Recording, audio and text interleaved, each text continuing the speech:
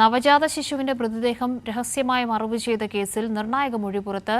ജനനസമയം കുട്ടി കരഞ്ഞിരുന്നു എന്ന് ഡോണ പറഞ്ഞതായി ചികിത്സിക്കുന്ന ഡോക്ടർ പറഞ്ഞിട്ടുണ്ട്. ഇപ്പോൾ ഷാജഹാൻ ആലപ്പുഴയിൽ നിന്നും കൂടുതൽ വിവരങ്ങളുമായി ചേരുന്നുണ്ട്. ഷാജഹാൻ, ഈ സ്ത്രീയുടെ മൊഴിയിൽ കാര്യമായ വൈരുദ്ധ്യമുണ്ട് എന്ന് വേണം മനസ്സിലാക്കാൻ. കഴിഞ്ഞ ദിവസം പോലീസുമായി ബന്ധപ്പെട്ട വൃത്തങ്ങൾ സൂചിപ്പിച്ച കാര്യങ്ങളിൽ ഇവരുടെ മൊഴി ഇതായിരുന്നില്ല. ഈ കേസുമായി ബന്ധപ്പെട്ട് ഇപ്പോൾ പുറത്തുവരുന്ന നിർണായകമായ വിവരങ്ങൾ എന്തൊക്കെയാണ്?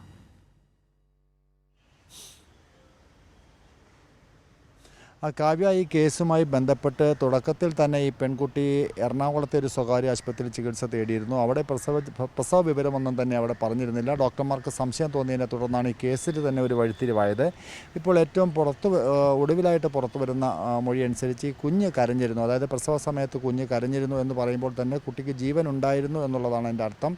അതോടൊപ്പം തന്നെ കുഞ്ഞ് മാസം തികയാതാണ് പ്രസവിച്ചത് എന്നാണ് നേരത്തെ പറഞ്ഞിരുന്നത്. പക്ഷേ ഫോറൻസിക് സർജന്മാരുടെ വിലയിരുത്തലിൽ കുഞ്ഞിന് 9 മാസത്തിലധികം പ്രായമുണ്ടായിരുന്നു, അതായത് മാസം പൂർണ്ണ വളർച്ചയെത്തിയ കുഞ്ഞായിരുന്നു എന്ന് തന്നെയാണ് അവരുടെയും വിലയിരുത്തൽ.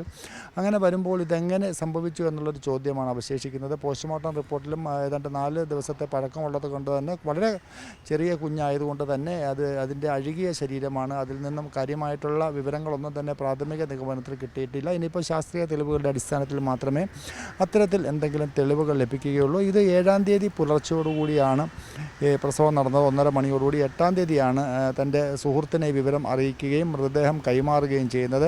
അപ്പോൾ ഏതാണ്ട് ഒരു ദിവസത്തോളം സൺഷെയ്ഡിനടിയിലും സ്റ്റെയർകേസിനടിയിലുമൊക്കെ ഈ കുഞ്ഞിൻ്റെ മൃതദേഹം മാറ്റി വെച്ചിരുന്നു എന്നുള്ളതാണ് മനസ്സിലാക്കാൻ സാധിക്കുന്നത്.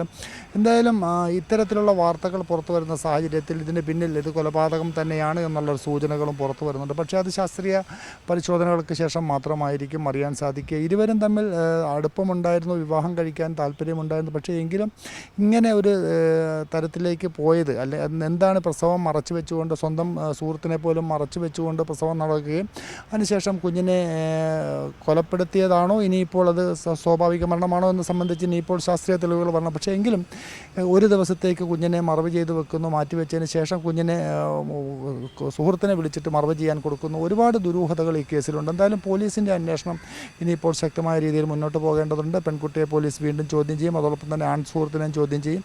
ഇത്തരത്തിൽ കൂടുതൽ ചോദ്യം ചെയ്തതിൻ്റെയൊക്കെ അടിസ്ഥാനത്തിലായിരിക്കും ഈ കേസുമായി ബന്ധപ്പെട്ട് കൂടുതൽ തെളിവുകൾ പുറത്തുവരുന്നത്. നിലവിലിപ്പോൾ എത്ര പേരാണ് അറസ്റ്റിലുള്ളത്, കസ്റ്റഡിയിലുള്ളത് ഷാജഹാൻ? കൂടുതൽ പേരുടെ അറസ്റ്റിലേക്കും അല്ലെങ്കിൽ മറ്റ് ഈ നിയമ നടപടികളുമായി ബന്ധപ്പെട്ട് പോലീസ് ഇപ്പോൾ ഔദ്യോഗികമായി പറയുന്ന കാര്യങ്ങൾ എന്തൊക്കെയാണ്?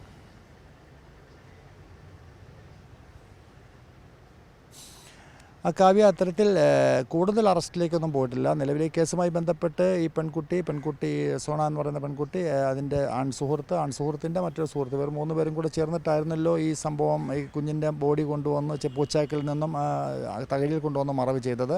പക്ഷേ ഇപ്പോൾ ഡോണ എന്ന് പറയുന്ന ഈ പെൺകുട്ടി പോലീസിൻ്റെ അവരെ നേരത്തെ തന്നെ അറസ്റ്റ് രേഖപ്പെടുത്തിയിരുന്നു. ഇപ്പോൾ സുഖമില്ലാത്തതുകൊണ്ട് അവരുടെ നിരീക്ഷണത്തിലാണ്.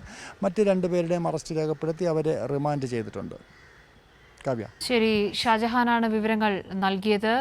ഇപ്പോൾ ചികിത്സിക്കുന്ന ഡോക്ടറോട് ഈ ഡോണ പറഞ്ഞതായി ചില മൊഴികൾ പുറത്തു വരുന്നുണ്ട്. വളരെ നിർണായകമായ വലിയ വഴിത്തിരിവിലേക്കൊക്കെയാണ് ഇപ്പോൾ ഈ കേസ് മാറുന്നതെന്ന് വേണം മനസ്സിലാക്കാൻ.